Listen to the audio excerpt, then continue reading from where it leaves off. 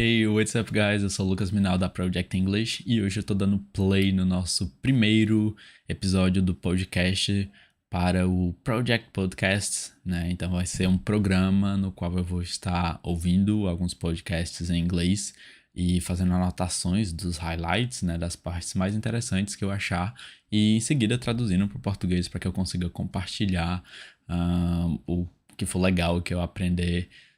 O que eu aprenda durante os episódios do podcast, certo? Antes de começar, tem um disclaimer, né? Então, uma declaração que é de que eu não tenho nada a ver não tenho relação nenhuma com os criadores desses episódios dos podcasts, tá? Eu sou apenas um ouvinte que vai estar fazendo anotações e quer compartilhar, especialmente em português, né? Com o público que ainda não consegue, digamos assim, ouvir completamente um podcast desse totalmente em inglês, mas que se beneficiaria do que tem de interessante em tais episódios, tá? Pois bem, então hoje a gente vai começar com o podcast chamado Trained, que é da Nike, certo? E já faz um tempinho, na verdade, já faz mais de um ano que foi lançado esse episódio aqui, que é com o convidado James Clear, que é autor do livro Atomic Habits, e o nosso episódio hoje é de Building Atomic Habits, então construindo hábitos atômicos. Eu já li esse livro dele, do James Clear, é bem interessante, tem coisas bem práticas, mas esse episódio aqui, até onde eu lembro, eu nunca o ouvi, ok? Então vamos ouvir pela primeira vez, e enquanto isso eu vou fazer anotações e traduzindo algumas delas, para que você também consiga entender, caso você não consiga apenas ouvindo. Pois bem, então primeiramente tem uma introdução, né, tanto aqui no Spotify, quanto eu coloquei aqui, e depois eu vou estar compartilhando essa página aqui, para que você consiga ver as anotações. E diz o seguinte, com 3 anos sólidos na lista de best-sellers, né, no New York Times, o James Clear, o livro Atomic Habits do James Clear tem feito has made a habit of success, né, tem feito sucesso a partir de um hábito. Então, nesse episódio, o autor e empresário que inspirou milhões de leitores a mudar seus behaviors, né, seus comportamentos em questão de saúde para melhor, coloca de forma simples que nós somos who we are reflects our habits. Então, quem nós somos reflete nossos hábitos.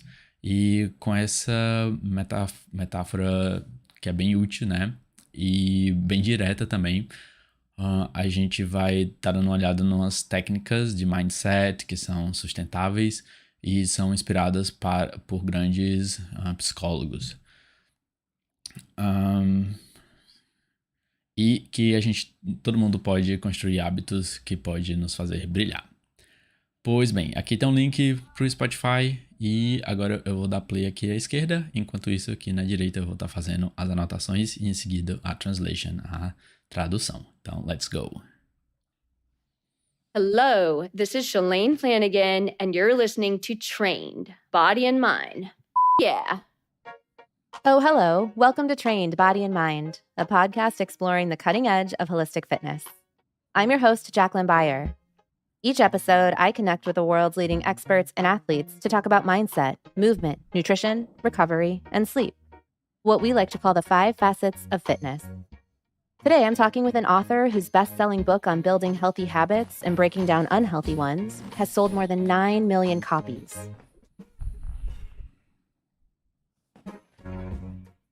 I think the true reason that habits matter is that your habits are how you embody a particular identity. So every action you take is like a vote for the type of person you wish to become.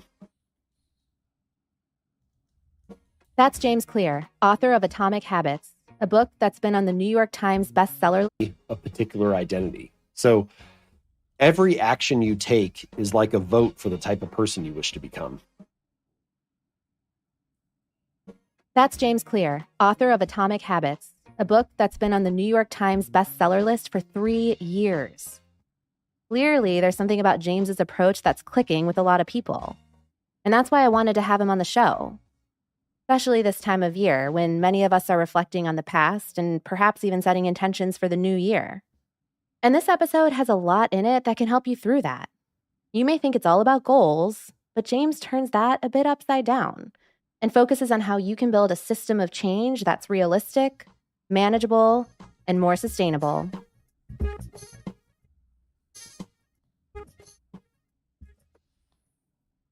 I want to start out by talking about this categorization, this genre of self-help books. And so full disclosure, I have a bit of a love-hate relationship with them. The love part is that I think the genre, has really opened my mind. It's challenged my thinking. It's helped me to grow. And ultimately, it makes me feel like I have agency over the trajectory of my life, my behaviors. And I think your book is definitely in the love category for me. I really enjoyed reading it. Thank you.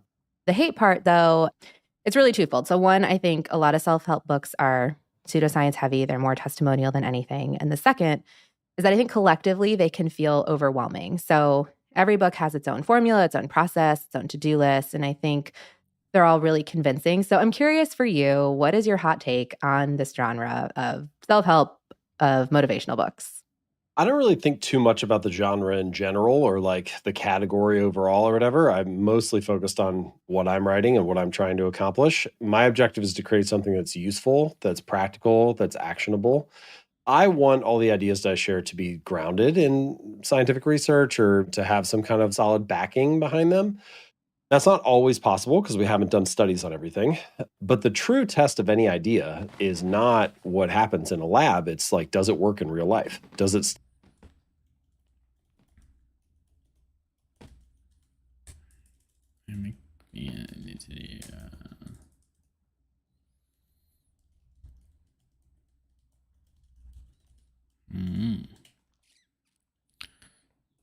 That stand up to practice and the messiness and the complexity of daily life.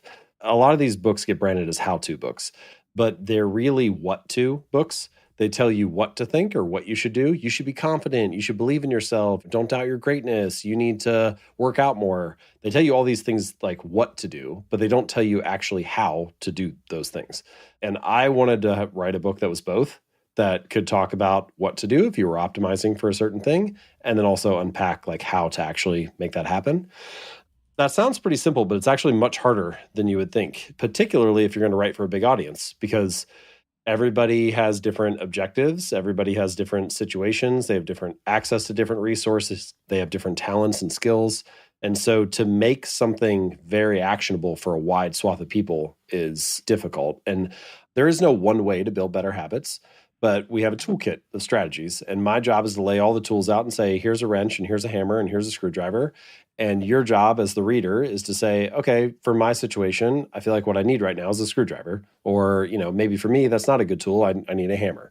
So I more view it as like, let me make this as actionable as possible by laying out all the various strategies on the table, and then the reader can choose what's best for them. Anyway.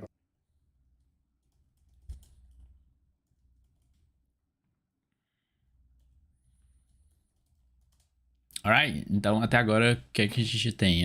Nós temos que o James Clear comenta que hábitos são como você incorpora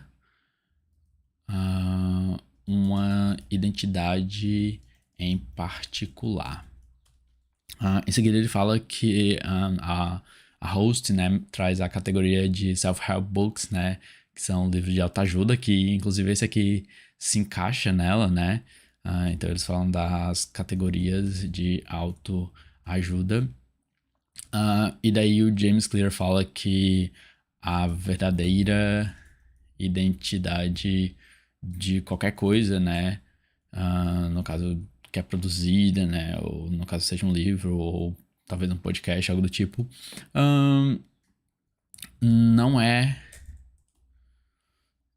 Não é o que funciona em um laboratório, né? Quando é testado, quando é monitorado, né? Laboratório. Mas sim o que funciona no caos da vida real, certo? Basicamente é isso que ele fala. E aí em seguida ele comenta que escrever um livro que fale o que fazer e como fazer.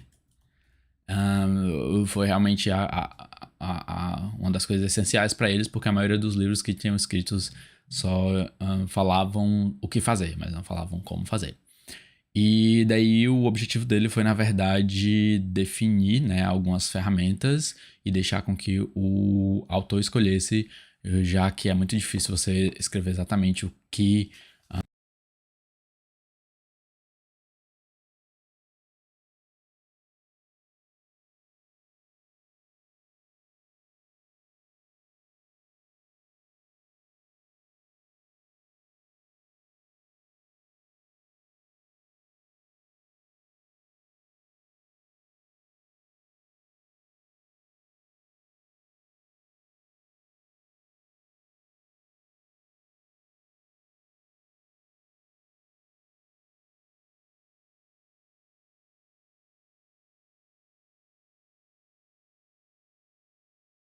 Okay, those are just kind of my off the cuff thoughts.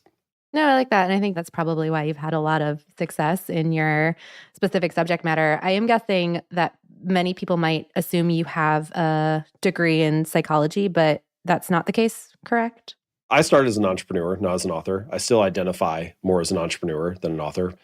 And I think partially because I come from it from that angle, I care much more about competence than credentials.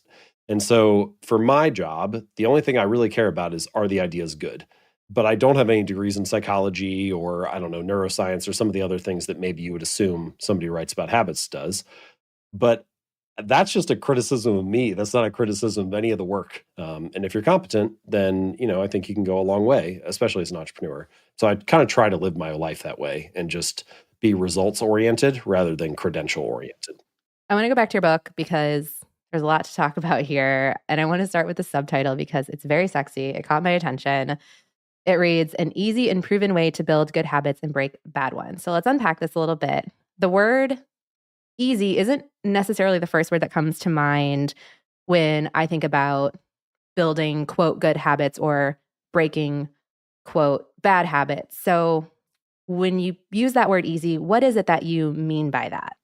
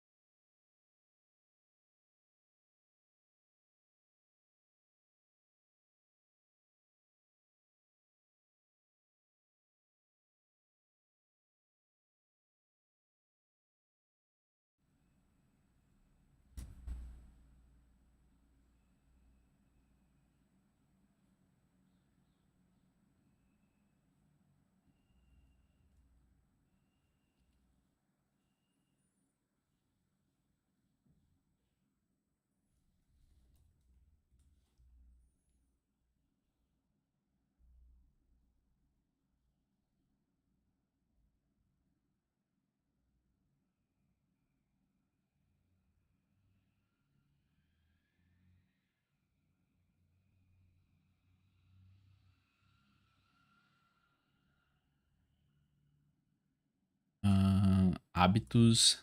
Oh, it is. Fala. Okay, those are just kind of my off the cuff thoughts. Parou de funcionar.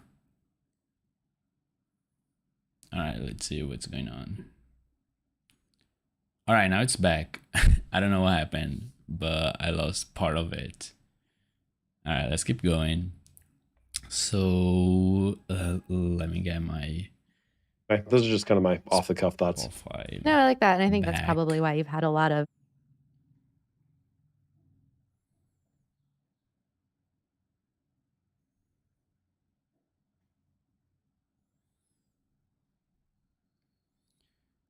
And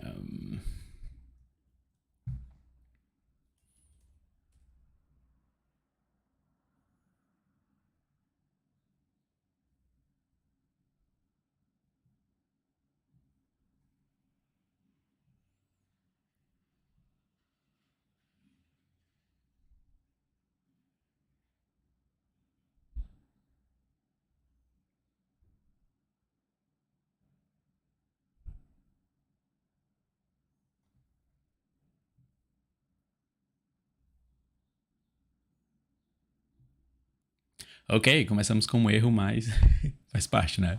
Bora lá, bora continuar. Vai ficar uma parte sem áudio. Depois a gente tenta voltar aí.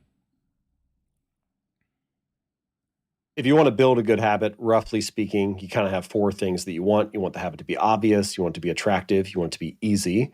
Vamos voltar aqui. Então, de novo, né? Eles estavam falando aqui do subtítulo do livro, subtitle of the book, how to easy way to build new habits. breaking. It reads an easy and proven way to build good habits and break bad ones. So let's Então, basicamente, easy ways to build new habits and new good habits and break bad ones. All right. unpack this a little bit. The word easy isn't necessarily the first word that comes to mind when I think about building, quote, good habits or breaking, quote, bad habits. So when you use that word easy, what is it that you mean by that? If you want to build a good habit, roughly speaking, you kind of have four things that you want. You want the habit to be obvious, you want it to be attractive, you want it to be easy, and you want it to be satisfying. But make it easy does not mean only do easy things. It means make it as easy as possible to do the things that pay off in the long run. And so I don't know why we do this, but a lot of the time when we're pursuing behavior change, I think especially ambitious people can slide into this pitfall. You get excited about what you want to achieve. You get excited about the changes that you want to make. You think about what your life could be like if you were, on it and performing at a high level all the time. And it's very easy to bite off more than you can chew, either trying to do too much. So, rather than doing one push-up a day, you think I'll do 100 a day, or it can be trying to do too many things. So rather than just trying to make one change and build a little fitness habit and get that settled, you're like, oh, I want to build a fitness habit and I need to start budgeting consistently. And I want to, start cooking my own meals. And I want to, you start adding all these extra things on. Sure, on your good days, maybe you can do that just fine. But on days where you're exhausted or you're stressed or you're tired or where you're tight on time, all of a sudden it might be hard to squeeze that in at some point. And so the idea of making habits easy is not that like, oh, this will be this magically easy process or that you won't have to work at all. It's just focusing on the things that matter the most and trying to make it as easy as possible to get going in that direction. I loved the part of your book where you talked about então vamos voltar aqui só para pegar as 4 coisas que ele menciona, acho que aqui pelos 6, talvez. Think about building, quote, good habits or breaking, quote, bad habits. So when you use that word easy, what is it that you mean by that? If you want to build a good habit, roughly speaking, you kind of have four. Now, to build a new habit. To build a new habit, you need 4 things. 4 things that you want. You want the habit to be obvious. You want it to be attractive. Obvious, attracted. Has to be obvious, attractive. You want it to be easy, and you want it to be satisfying. But easy and satisfying. All right. Tá, então até aqui o que a gente tem? A gente tem ele mencionando que ele é um empresário e não um psicólogo. E que ele dá valor à competência acima de credenciais.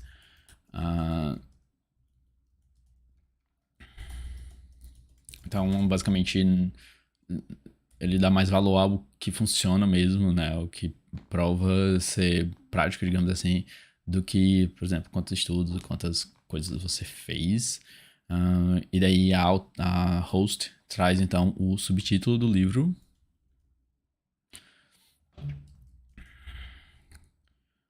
que é modos fáceis de construir bons novos hábitos e quebrar os ruins. Daí o James Clear menciona que para construir um novo hábito você precisa de 4 coisas.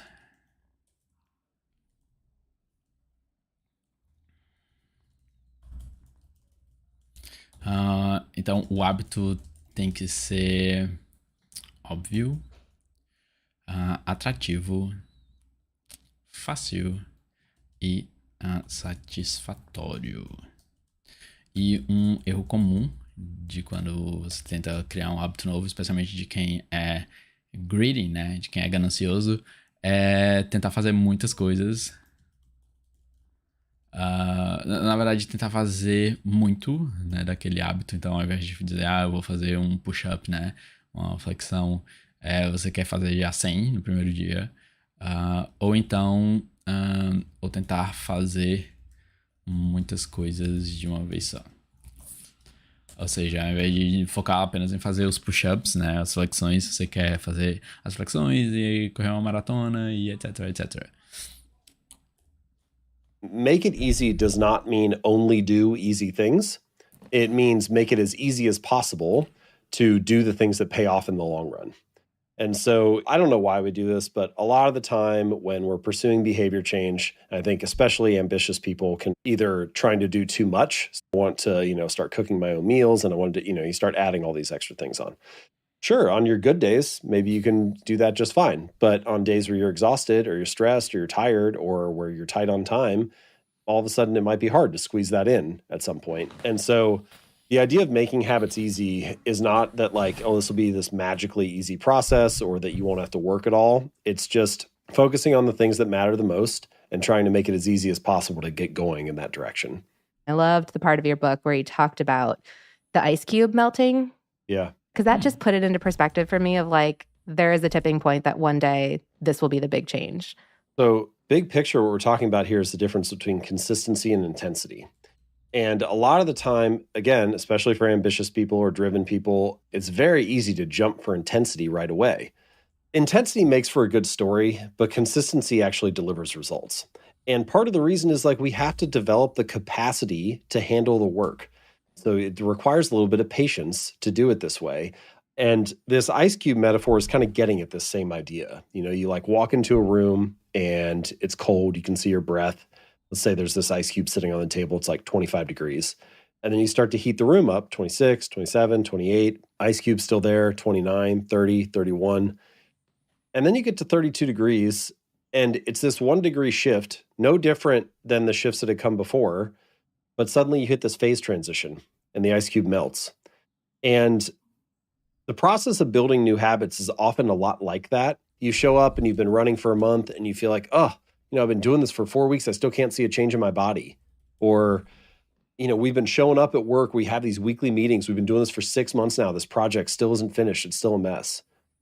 And the process of building habits and complaining about not getting results right away is kind of like complaining about heating an ice cube from 25 to 30 degrees and it not melting yet. The work is not being wasted. It's just being stored. And you have this potential energy that's being built up and you kind of have to hit this phase transition before you start to see the results come in a more meaningful way. The San Antonio Spurs, who, they've won 5 NBA championships and they have not being wasted. It's just being stored. and you have this potential energy that's being built up, and you kind of have to hit this phase transition before you start to see the results come in a more meaningful way. The San Antonio Spurs, who Alright, então ele tá fazendo aqui uma analogia com um ice cube, né? Com um cubo de gelo, no qual você vai.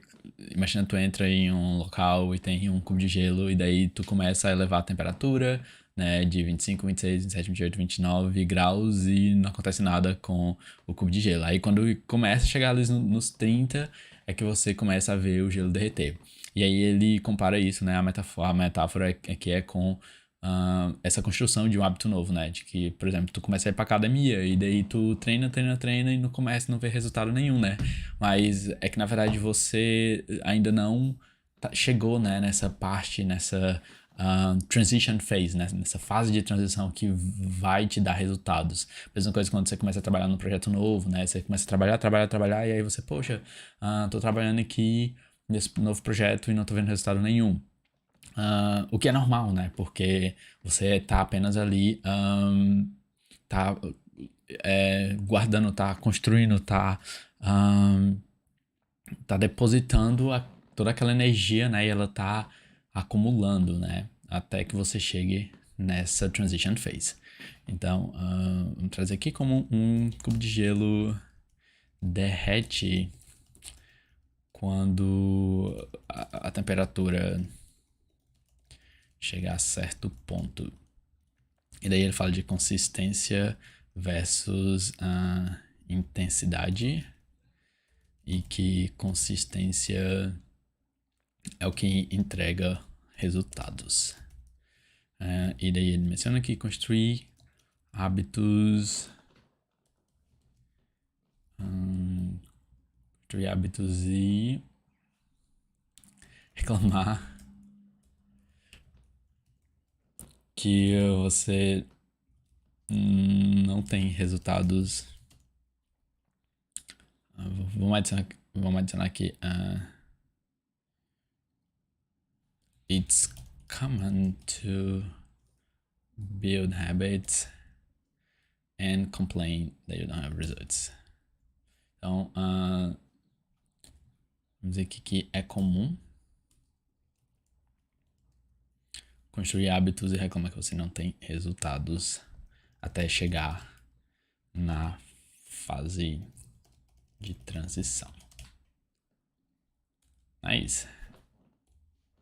you know, they've won 5 NBA championships, and they have this quote hanging in their locker room that says something to the effect of, every time I feel like giving up, I think about the stonecutter who bangs on the rock 100 times without it cracking in two. And then at the 101st blow, it splits. And I know that it wasn't the 101st that did it, but all the 100 that came before. And so many things in life are like that. You know, it wasn't the last workout that made you fit. It was all the 100 that came before. It wasn't the last like sentence that finished the novel. It was all the 100 that came before. If you have this mindset where you realize like, oh, the results will come. I just need to be patient and let things continue to accumulate. But if you have the mindset of, I want it all and I want it right now, it's much harder to stick to that kind of lifestyle. Yeah, one of the things I loved about reading your book was the metaphors you used, the stories you told, the way you put. Will come. I just need to be patient and let things continue to accumulate. Be patient and let things accumulate. Então, basicamente, na hora de criar um hábito novo, você tem que seja paciente e deixe as coisas acumularem. E daí ele menciona algo como acho que estoico ele menciona, né? De que tem uma história estoica de alguém que tá tentando quebrar uma pedra e daí ele bate na pedra, sei lá, 100 vezes. Aí quando ele bate a 100ª, daí a pedra quebra. Só que não foi a 100ª, mas foi todas as 100 que vieram antes. Então quando você tá treinando, não foi aquele último 100º treino que te fez super fit, né? Foi todo o acumulado dos 100 que vieram antes. But if you have the mindset of, I want it all and I want it right now, it's much harder to stick to that kind of lifestyle. Yeah, one of the things I loved about reading your book was the metaphors you used, the stories you told, the way you put things made things feel very simple and clear. And I think that was really cool. I want to spend a little bit of time talking about this idea of breaking habits, building habits. I think this is probably one of the more popular questions that you get. But why is it that unwinding unwanted habits seems harder than building ones that we want? Is that perception? Is the process different? So the first thing I'll say is The more popular questions that you get, but made things feel very simple and clear. And I think that was really cool. I want to spend a little bit of time talking about this idea of breaking habits, building habits. I think this is probably one of the more popular questions that you get. But why is it that unwinding unwanted habits seems harder than building ones that we want? Is that perception? Is the process different? So the first thing I'll say is pretty much every behavior in life produces multiple outcomes across time. So broadly speaking, we could say that there's like an immediate outcome and there's an ultimate outcome. Now, with bad habits, the immediate outcome of most of your bad habits, or things that we would typically categorize as a bad habit, is usually pretty favorable. Like the immediate outcome of eating a donut is great, it's sugary, it's tasty, it's enjoyable. It's only if you keep eating donuts for a year or 2 years or whatever that it can be unfavorable. Good habits are often the reverse. Like the immediate outcome of going to the gym, especially in the beginning, like when you're just getting started, that's kind of uncomfortable for a lot of people. You also don't have the body that you want yet, which presumably is part of the reason why you're there, or your health is not in the place that you're hoping it would be. And then you do it, you put all this work in, and then like that week, you're really sore. So you don't even look better, you just feel worse. And it's only like a year or 2 or 3 later that you start to see these results accumulate, the things that you were hoping for start to show up.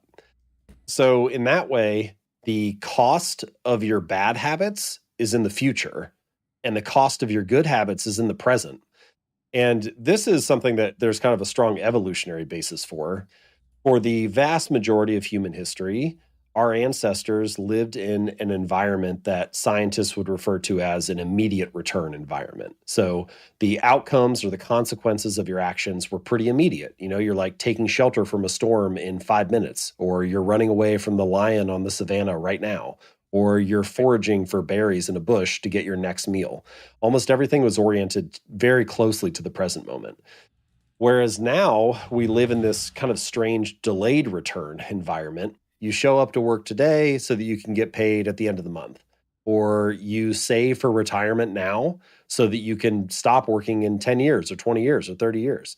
And so all these results are pretty long-term. And we have a modern world, but Paleolithic hardware. And so a lot of the things that make bad habits easy is that they're simply playing to the hardware that you have. They're playing to the biases that have helped keep your ancestors alive and help keep the human species around for so long.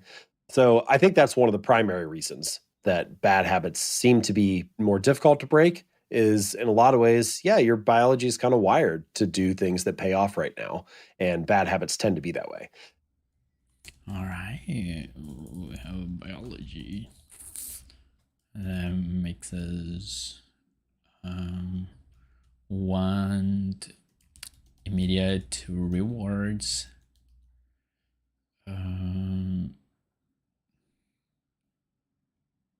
But we live in a world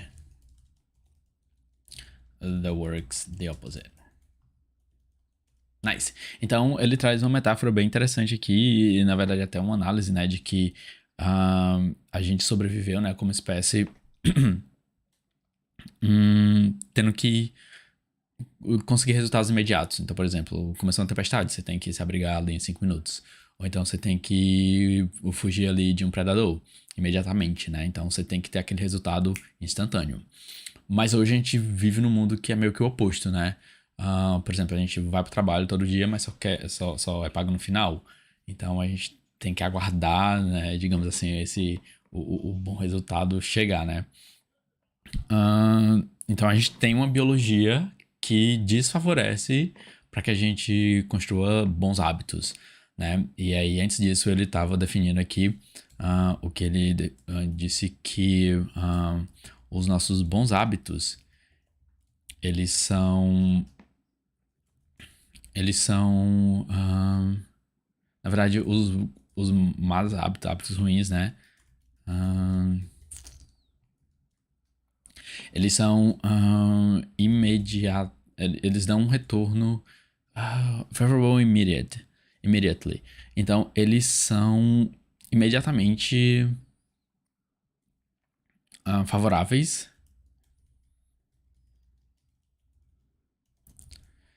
mas eles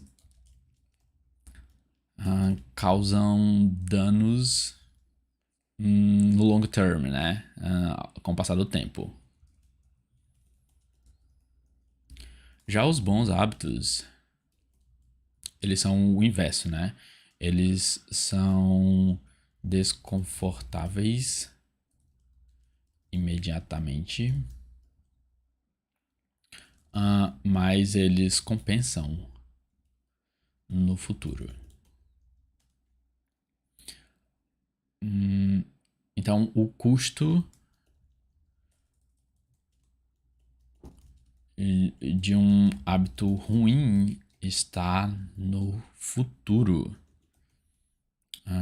E já o custo de um bom hábito está no presente. E daí, né, o que eu acabei de falar anteriormente, de que nós temos uma biologia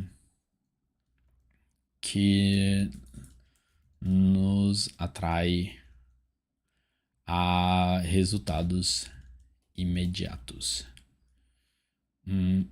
Porém, vivemos em um mundo que funciona no oposto. De forma oposta. Vou deixar assim. Now, if we flip the question on its head, what can we learn about why bad habits are so sticky and why they form so readily that we can then apply to building good habits? And one of the things that you can learn is, hey, if you can find a way to make a good habit enjoyable or favorable in the moment, you're probably more likely to stick to it.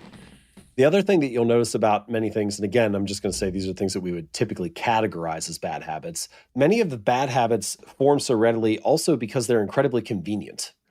And so that level of convenience is something that makes the behavior much more likely to occur. And again, we can take that, flip it on its head, and ask ourselves, how can we make good habits as convenient as possible? And if you do that, yeah, you're more likely to follow through on it.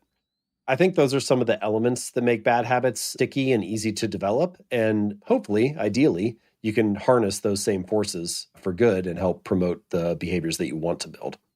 One of the things that you didn't mention that I really wanted to chat about was the concept of behavior related to identity. Can you explain that connection? You know, we often talk about habits as mattering because of the external results they get us. Habits can help you get fit or make more money or be more productive or reduce stress. And that's true. You know, like habits can do all those things, and that's great. But I think the real reason, the true reason that habits matter is that your habits are how you embody a particular identity. So every action you take is like a vote for the type of person you wish to become. And any day that you make your bed, you're casting votes for the type of person who is clean and organized. And any day that you do one push-up, you're casting votes for the type of person who doesn't miss workouts. And individually, these are small things. But collectively, you start to build up this body of evidence. You keep casting votes on the pile, and you start to have a lot of evidence for like, hey, you know, maybe this is part of who I am. And this is a little bit different than what you often hear people say. Like, you'll often hear something along the lines of fake it till you make it. And I don't necessarily have anything wrong with fake it till you make it. You know, it's asking you to believe something positive about yourself. But it's asking you to believe something positive without having evidence for it. And we have a word for beliefs that don't have evidence. We call that delusion. You know, like at some point, your brain doesn't like this mismatch between what you say you are and what you're actually doing.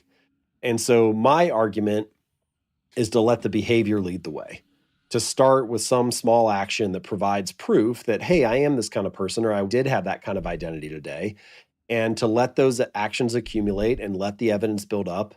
And then you turn around 6 months or a year from now or 2 years from now, and you're like, yeah, like this is part of who I am. And once you start to take pride in that aspect of your identity, you have every reason in the world to repeat it or show up again the next day. And I think that story that you tell yourself is tightly linked to the habits that you have, to the proof that you provide about what you're embodying and the type of person that you are. And so I think there's this strong connection between habits and identity. Alright, então ele tá falando aqui que sobre behavior and identity, né? Então tá falando sobre comportamento e identidade. E ele fala que cada vez que você faz algo, né? No caso, provavelmente, especialmente se for um hábito, né? Que você vai fazer ali com certa frequência. Cada vez que você faz algo, você está casting a vote. Eu não sei o que seria a tradução de cast, mas seria como se você estivesse voltando, acumulando ali. Vamos ver aqui. Define cast. There's a verb, cause light and shadow to appear on surface. Emit, register a vote, record a vote. Então você está gravando, registrando um voto. O que seria uma tradução melhor de cast a vote? Lançando um voto? Cast a vote. Cast a vote to vote in an election now. Ok.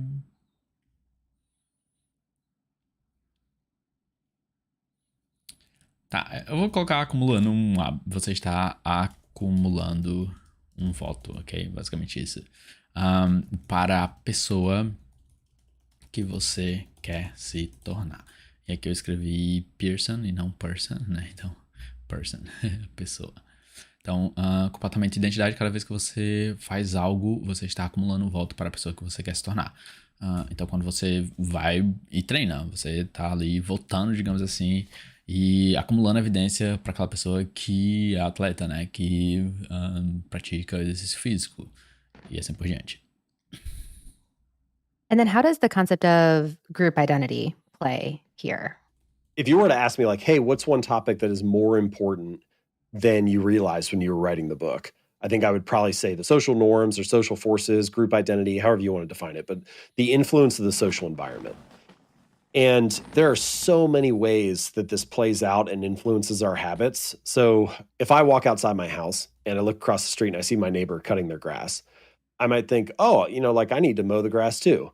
And you'll stick to that habit for 5 or 10 or 20 years, like however long you live in the house, you'll keep mowing your lawn. And why do you do it? Partially you do it because it feels good to have a clean lawn, but mostly it feels good to have a clean lawn because you don't want to be judged for being the sloppy one in the neighborhood. It's actually that social expectation that helps motivate you to get started.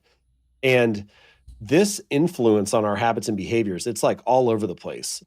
People will join a CrossFit gym and they think they're going to work out, but then you catch them 6 months later and they're all wearing the same brand of knee sleeves and buying the same workout shoes and eating paleo. They're all like doing the same things. I know nothing about that. Yeah, right. And you're not trying to soak up any of those habits when you were starting. It's just the social norms that influence some of those actions and behaviors. I think the question to ask yourself is, how can I join groups where my desired behavior is the normal behavior? Because if it's normal in that group, it's going to be very motivating for you to stick to it. And so in that way, I think group identity or social norms or the influence of the social environment, it plays a really meaningful role in that. When we come back from the break, James talks about the pros and cons of being results-driven and gives us an example of how we might tackle a fitness-focused ambition.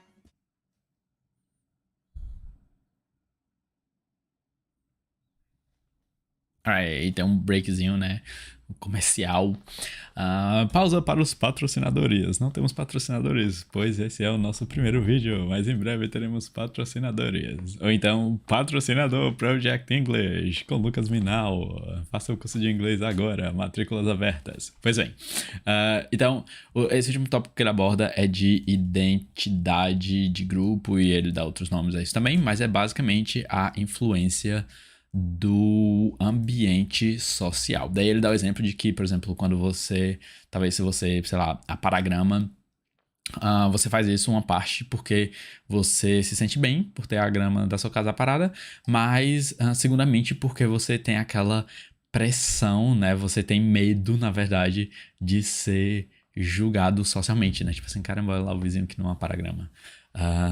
Então é um dos motivos que nos faz fazer as coisas, né? E daí se você tá em um grupo no qual alguns hábitos são normais, né? São incorporados ali, são naturais ali, obviamente que vai ser mais fácil para você os seguir também.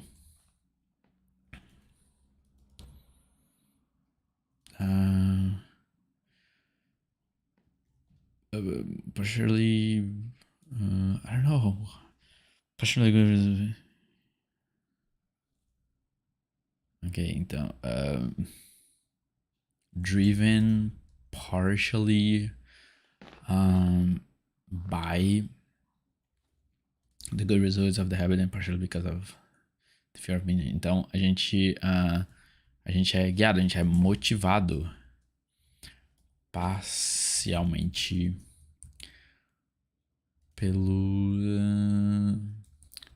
pelo bom resultado de um hábito e parcialmente pelo medo de ser julgado. Let's keep going.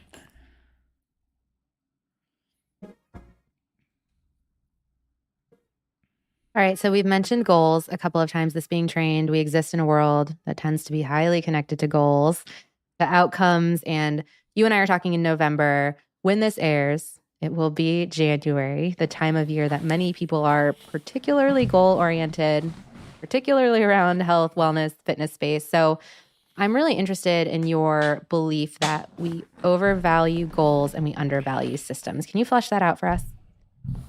So first, before I bash goals a little bit, I should say, like, this is coming from someone who's very goal oriented, right? So I set goals for all kinds of things. I had goals for the grades I wanted to get in school, for the weights I wanted to lift in the gym, for how much money I wanted to make in my business, like all kinds of stuff. And at one point, I looked back and realized that some of these things I achieved, but a lot of them I didn't. So clearly, having the goal was not the thing that made the difference. So what's going on? And you actually see this in many areas of life. In most domains, the winners and the losers often have the same goals. So, like at the Olympic Games, presumably every athlete who's competing at the Olympic Games has the goal of winning the gold medal. The goal is not the thing that separates the difference in their performance. It's talent, genetic ability, training, coaching, and strategy for the event, how much sleep they got the night before, like all kinds of things. And I think if I was going to put a little finer point on the language, what I would say is that you don't usually rise to the level of your goals, you fall to the level of your systems. And so often in life, we're told you need to be more ambitious, you need to set bigger goals, you need to think bigger, 10x your vision, you need to want it more. But the truth is, like, setting the goal is kind of the easy part. You know, like, I'm an author, right? So I could set a goal to sell 50 million books. It took me like 3 seconds. You know, like, the goal is not the hard part. It's building a system of behaviors that executes and carries you toward that outcome. So what do I mean by goal and system? You know, your goal is your desired outcome. It's the thing you're shooting for, the target. What is your system? It's the collection of daily habits that you follow. And if there is ever a gap between your goal and your system, if there's ever a gap between your desired outcome and your daily habits will always win. In many areas of life, perhaps we could even say most areas of life, your results are sort of a lagging measure of the habits that preceded them, of the system that you've been running. You know, like your bank account is a lagging measure of your financial habits, or your knowledge is a lagging measure of your reading and learning habits, or even something stupid like the amount of clutter in your garage or in your living room is a lagging measure of your cleaning habits. And it's kind of one of the ironic things about life. Like, we also badly want our results to change. We also badly want better outcomes, but the results are not actually the thing that needs to change. It's like, fix the inputs and the outputs will fix themselves. Adjust the habits, redesign the system that you're running day in and day out, and you'll be carried inevitably to a different destination. It's not that goals are pointless or that they don't matter at all or that it's never worthwhile to think about where you want to go. It's just that should be like a relatively small amount of time that you're spending on that. And the vast majority of your time should be spent focused on building and executing a better system, trying to design a more optimal machine that can carry you toward the outcomes that you say are so important to you. Nice. Eles abrem então depois do break, né, falando que é muito comum que a gente supervalorize os objetivos, os goals, objetivos, e subestime o sistema. E em seguida ele menciona que ter um objetivo não faz muita diferença. Que na verdade definir o objetivo em si não faz muita diferença. Aí ele menciona nas Olimpíadas, o objetivo dos atletas ali é conseguir uma medalha de ouro, mas nem todos conseguem, até porque só tem um ano final para cada categoria, né? Então o goal era o mesmo, né? O objetivo era o mesmo, mas o resultado não tem como. O que realmente faz a diferença? Então o objetivo é fácil de definir, você define ali em, sei lá, 10 segundos. Mas o sistema é difícil. E o que ele define como sistema? É a coleção de hábitos diários. Em seguida ele procede mencionando outras situações dessas, né? Como o seu conhecimento é a coleção de prática de leitura que você faz. Ou que a bagunça na sua garagem é a coleção de quão organizado você tem sido. E daí o jeito de mudar o resultado, na verdade, é mudando o input, né? O que você faz. O que você faz é como que você vai mudar o resultado das coisas. Então, mude a ação e o resultado vai mudar. Change the input, the output will change. Let's keep going. So for all the people listening who have goals around moving more, eating a certain way, what might a shift to a systems approach look like for them right now? So I mentioned earlier that if you want to build a good habit, there are roughly 4 things that can be helpful to do. You want to make the habit obvious. So you want the cues of your good habits, the things that prompt them to be as obvious, visible, available, easy to see. You want to make the habit attractive. So the more attractive or appealing, the more enticing or motivating or exciting you find it to be, the more likely you are to have this urge to take action on it. The third law is to make it easy. So the more convenient, frictionless, simple a habit is, the more likely it is to be performed. And then the fourth and final law is to make it satisfying. The more satisfying or enjoyable it is, the more rewarding or pleasurable you find it to be, the more likely you are to repeat it in the future. So if we take the fitness example, how can you do those things? Say that you're the kind of person who you're like, okay, next year, I want to start doing yoga consistently. Okay, how can you make that obvious? Can you get a yoga mat and blocks, and can you find a space either in your room or the corner of the room, and you carve out like, this is the yoga zone. So the first thing you see when you wake up, it's obvious, it's right there. And then you want to make it attractive. So maybe you spend an afternoon one time surfing YouTube and trying to find different yoga instructors on YouTube. And you find one that you like their voice and you like the music that they play. And it just seems more enjoyable to listen to that class than some of the other ones that you found. So now you have the instructor you're going to follow and you made it obvious. You have all your stuff laid out. And then you want to make it easy. Give yourself permission to just do 2 minutes. This is one of the things I talk about in Atomic Habits. It's called the 2-minute rule. But take whatever habit you're trying to build and you scale it down to something that takes 2 minutes or less to do. And sometimes people resist that a little bit because they're like, okay, buddy, I know I'm not just trying to take my yoga mat out. I know I'm actually trying to do the workout. So if this is some kind of mental trick and I know it's a trick, why would I fall for it? But I have this reader, his name's Mitch. I mentioned him in Atomic Habits, and he lost over 100 pounds. He's kept it off for more than a decade now. And when he first started going to the gym, he had this strange little rule for himself where he wasn't allowed to stay for longer than 5 minutes. So he'd get in the car, drive to the gym, get out, do half an exercise, get back in the car, drive home. And it sounds ridiculous. You're like, this is obviously not going to get the guy the results that he wants. But if you take a step back, what you realize is he was mastering the art of showing up. He's becoming the type of person that went to the gym 4 days a week, even if it was only for 5 minutes. And that's a much deeper truth about habits, something that often gets overlooked, which is a habit must be established before it can be improved. And so the 2-minute rule or giving yourself permission to show up in a small way, yeah, that's actually a really important part of the process, especially early on as we're reinforcing this identity, as we're casting votes for being that kind of person. And then once you start to view yourself as, oh yeah, yoga is just like part of who I am and part of what I do, well, now it's much easier to do the full workout. And then the fourth and final law is make it satisfying. Maybe after a yoga session, you give yourself permission to take an extra long shower or take a bubble bath, or maybe you go to a studio and you get coffee with a friend after you get done, and that makes it enjoyable. But make it obvious, make it attractive, make it easy, make it satisfying. And there are kind of infinite ways that you can do those 4 things. And you don't always have to do all 4. Again, this is a toolkit and you can choose the right tools that make sense for you. But the more of those forces that you have working for you and the fewer that you have working against you, the more likely you're going to find it easier to build a good habit or to get it to stick. We're talking a lot about individual. Nice. Ele traz agora o que ele mencionou lá em cima, de que para tornar um hábito, né, você tem que fazê-lo, torná-lo óbvio, atrativo, fácil e satisfatório.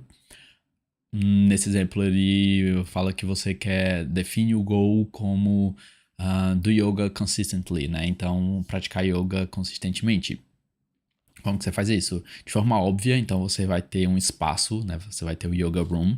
Então, vamos aqui fazer yoga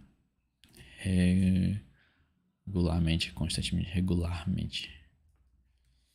Então, para isso, você precisa torná-lo óbvio, com um espaço para yoga. Em seguida, você quer torná-lo atrativo. E aí, no exemplo, ele fala para você procurar no YouTube e encontrar um bom instrutor. Então, alguém ali que você gosta da voz, gosta do tipo da aula. Em seguida, de torná-lo fácil. Como que você faz isso? Você começa fazendo apenas 2 minutos. E aqui é bem interessante. Ele menciona outro cara que perdeu muitos quilos. E ele começou indo pra academia com a regra de que ele não podia ficar mais de 5 minutos lá. Então, ele entrava no carro, saía de casa, ia até a academia, entrava, fazia metade de um exercício, 5 minutos, deu, opa, partiu e ia embora. Ou seja, ele estava ali construindo o hábito de consistência, né? Ele estava começando com a consistência, com a parte de consistência e de ser fácil, né? Então, começando ali devagarzinho com apenas, digamos, 5 minutos. Então, aqui no yoga, começa com 2 minutos, vai dar certo, ok? De novo, a gente quer consistência aqui, a gente não quer intensidade.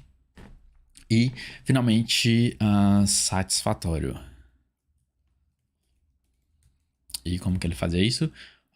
Com um reward, né? Com uma recompensa. Ou seja, pode ser tomar um banho mais longo. Ou ele menciona se encontrar com um amigo no local e tomar um café. Let's keep going. Control, identity, things that we want to do for ourselves. We've talked a little bit about group identity and how important that is. Have you ever applied atomic habits to kids or to parenting? First thing I'll say is asking about children is a very broad range because obviously what works for a toddler or a 5-year-old is very different than maybe what you're thinking if you have kids who are 13 and 15. But having said that, there are a variety of things you can do. I think that the environment design stuff tends to work really well when the kids are younger.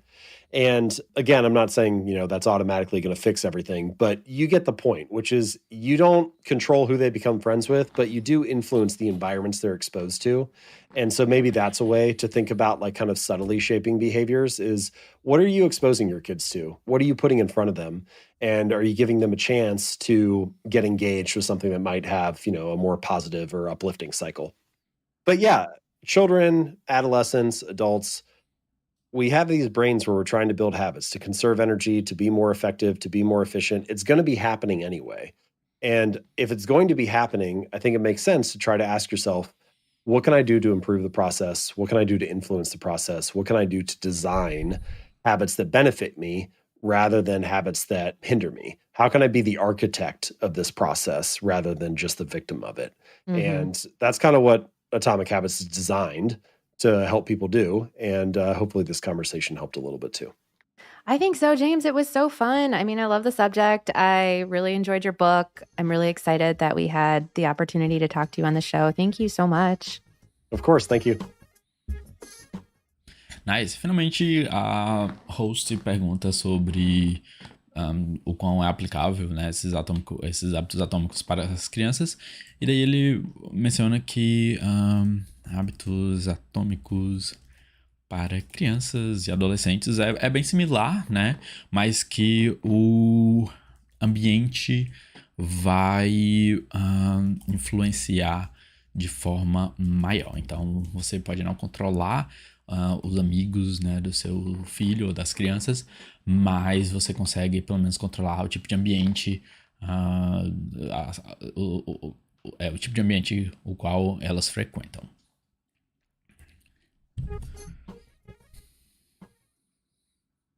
Why is Atomic Habits so wildly popular?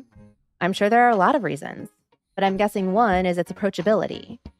With plain language, James is acknowledging that change is hard, that incremental change makes more sense than drastic change, and that we really can design our own environment in a way that makes change more attractive and satisfying.